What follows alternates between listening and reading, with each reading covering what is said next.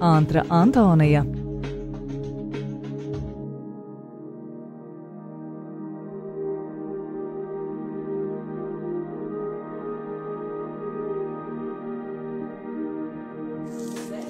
Nē, tie ir zefīri.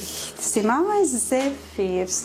Viņam gan ir jānostāvās vismaz 12 vai 24 stundas, lai viņš tā kā apvelkās, lai apžūst. Nav paredzēts cept.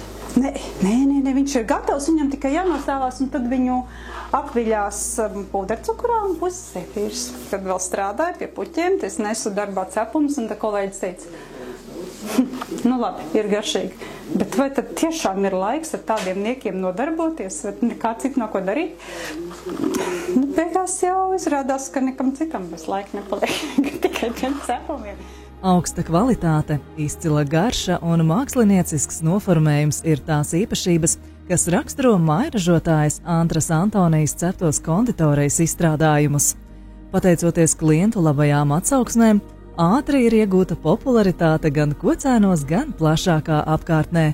Pēc pasūtījuma top dažādi gardumi, gan cepumiņi, keksiņi, tortes, gan arī jau sen Antras mājās galdā tiek celta tikai pašcepta maizīte.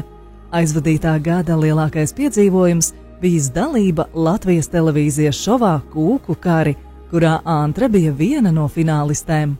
Tā slavenākas mums ir ģimenes tradicionālā lūča kūka, kas ir garda, viņiem nav nekāda vaina, un viņi ir no tā laika, kad vai autors, vai vienkārši izcepis bija, un bija savus viesus cienājis, kur man mamma arī bija ciemos Pēters Lūcis vēl.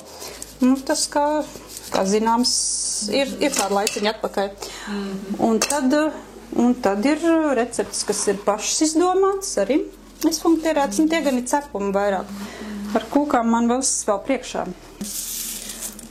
Nu, tā kā bērnībā Omīte taisīja konfektes no auzu pārslām.